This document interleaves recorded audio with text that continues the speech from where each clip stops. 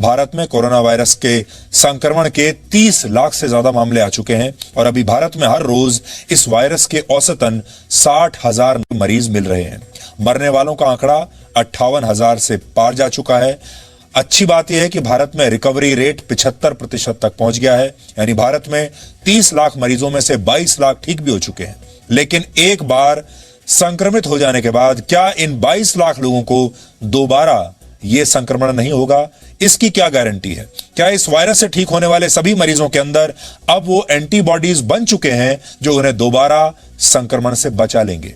और सबसे महत्वपूर्ण बात यह है कि क्या कोरोना वायरस फेफड़ों को नुकसान पहुंचाने के अलावा आपके शरीर के दूसरे अंगों को भी प्रभावित करता है, जो अभी आपको पता नहीं चल रहा, लेकिन कुछ समय के बाद आपको समझ में आएगा।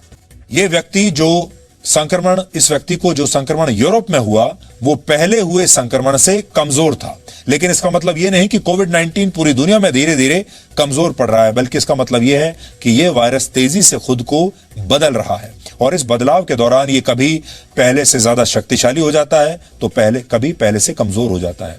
विज्ञान की भाषा में इसे म्यूटेशन कहते हैं और इसी म्यूटेशन के आधार पर जब कोई वायरस तेजी से फैलने लगता है तो उसे वायरस का नया स्ट्रेन कहते हैं।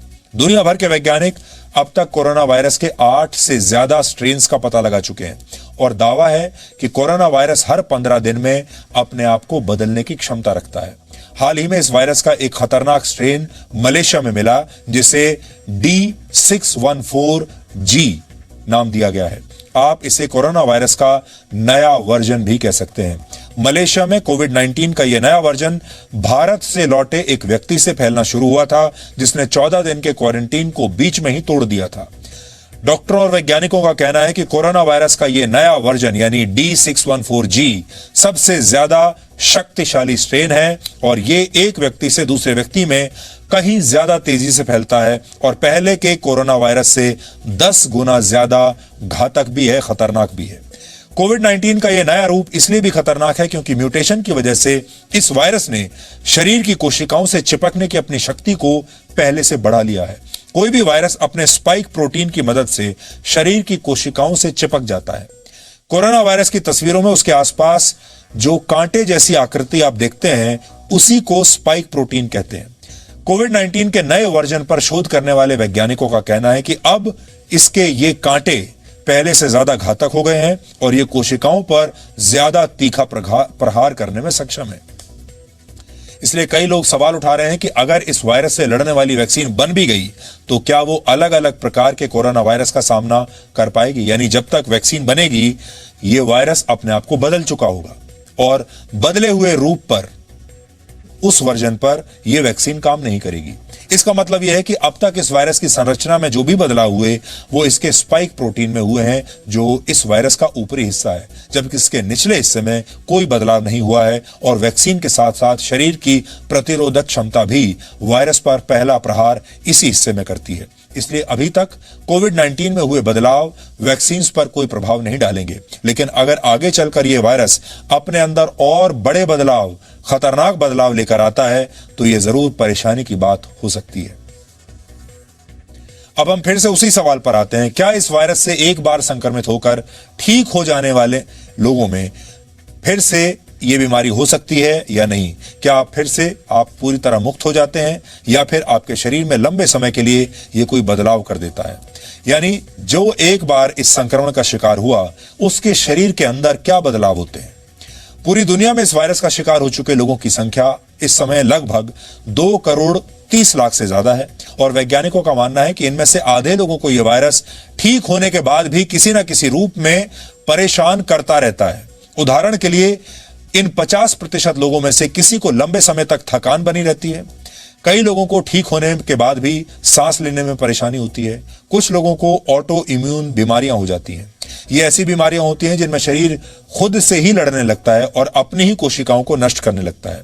कुछ लोगों को न्यूरोलॉजिकल परेशानियां होने लगती हैं तो कुछ लोग दिल के मरीज बन जाते हैं, यानी हृदय पर बुरा असर पड़ता है। कई मरीजों को डायरिया हो जाता है। आमतौर पर यह लक्षण कम से कम 4 हफ्तों तक बने रहते हैं, लेकिन कुछ लोगों को इससे भी ज्यादा दिनों तक लक्षणों से संघर्ष करना पड़ता है और यह संघर्ष 4 से 6 महीने तक खिंच सकता है। इनमें से सबसे बड़ी समस्या थकावट की है और बहुत सारे वैज्ञानिक कह रहे हैं कि ठीक होने के बाद होने वाली थकावट किसी महामारी से कम नहीं है। संक्रमण से ठीक हो जाने के बाद भी आपको 2 कारणों से लापरवाही बरतने की जरूरत नहीं। पहला कारण, यह संक्रमण दोबारा भी हो सकता है, और दूसरा कारण, ठीक होने के बाद भी इसके प्रभाव आपके शरीर में बने रहते हैं और कमजोर शरीर कई दूसरी बीमारियों का घर बन सकता है। यानी इससे तो आप ठीक हो गए, लेकिन शरीर इतना कमजोर हो गया कि बाकी बीमारियों से हार जाएगा। जो आंकड़े और तथ्य आज हमने आपको दिखाए, उनका मकसद आपको डराना नहीं बल्कि सावधान करना है। और ऐसा इसलिए क्योंकि जब भारत में कोरोना वायरस का संक्रमण बहुत कम था, जब संक्रमण कम था तो डर बहुत ज्यादा था, लेकिन अब संक्रमण जब बढ़ गया तो डर बहुत कम रह गया। आप इसे साबित करने के लिए इन 2 तस्वीरों को आज आपको देखना चाहिए। एक तस्वीर मुंबई के दादर की है, दूसरी तस्वीर देश की राजधानी दिल्ली की है। और ये दोनों तस्वीरें देखकर आपको ये लगेगा कि कोरोना वायरस का तो नामो निशान भारत में शायद है ही नहीं। कैसा कोरोना वायरस? आपको लगेगा सब कुछ तो नॉर्मल है।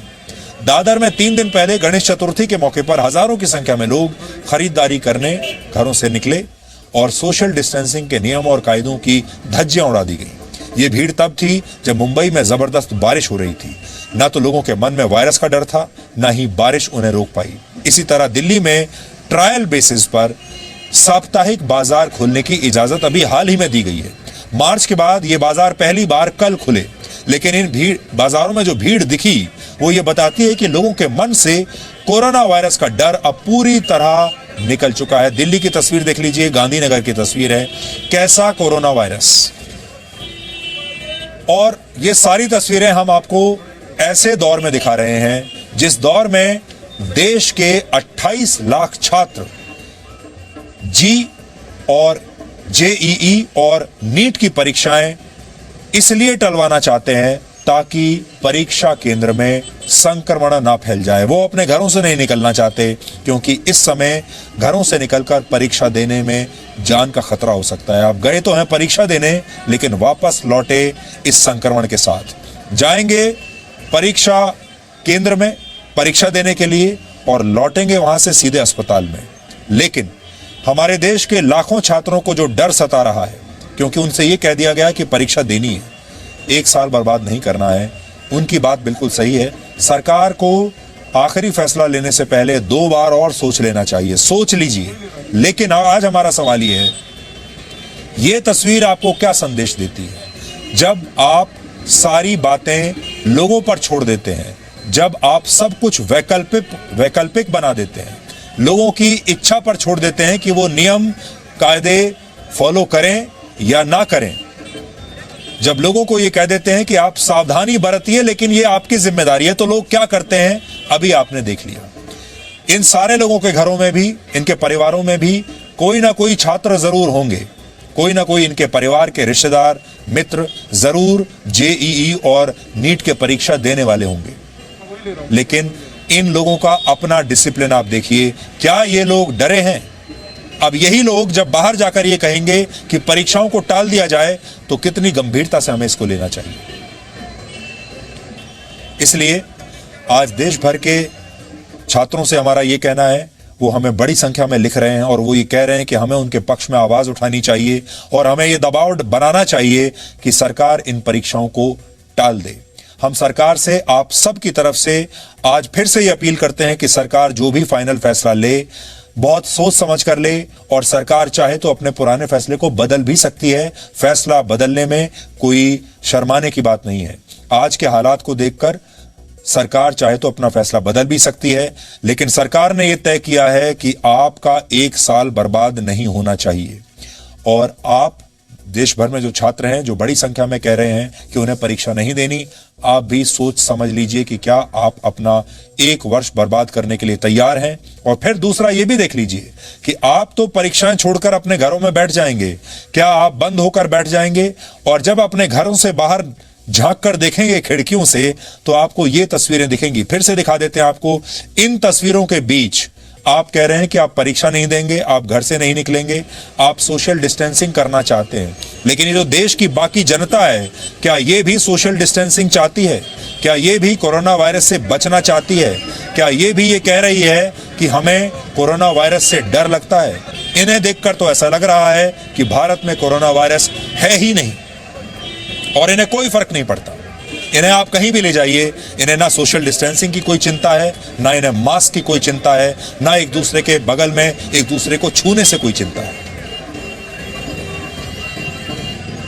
वही ले रहा हूँ। इसलिए हम देश भर के जो परीक्षार्थी हैं, जो छात्र हैं, हम आपका दर्द और आपका डर बिल्कुल समझ रहे हैं। आप लगातार सोशल मीडिया पर जी न्यूज को लिख रहे हैं, आप हमें मेल्स लिख रहे हैं, हम सब कुछ पढ़ रहे हैं और आपके बिहाफ पर आज आपके जरिए, इस चैनल के जरिए सरकार से अपील करते हैं कि सरकार एक बार फिर से पुनर्विचार कर ले, क्योंकि इतनी बड़ी संख्या में लाखों छात्र ये कह रहे हैं कि उन्हें परीक्षा नहीं देनी। और वो ये भी देख ले कि इस देश में ऐसे छात्र भी कौन से हैं जो ये कह रहे हैं कि वो परीक्षा देना चाहते हैं, क्योंकि ऐसे छात्र भी हमें लिख रहे हैं जो ये कह रहे हैं कि उन्हें एक साल बर्बाद नहीं करना, वो परीक्षा देना चाहते हैं। लेकिन एक तीसरा विकल्प भी तो हो सकता है कि आपको बाहर भी ना जाना पड़े और आप परीक्षा भी दे दें।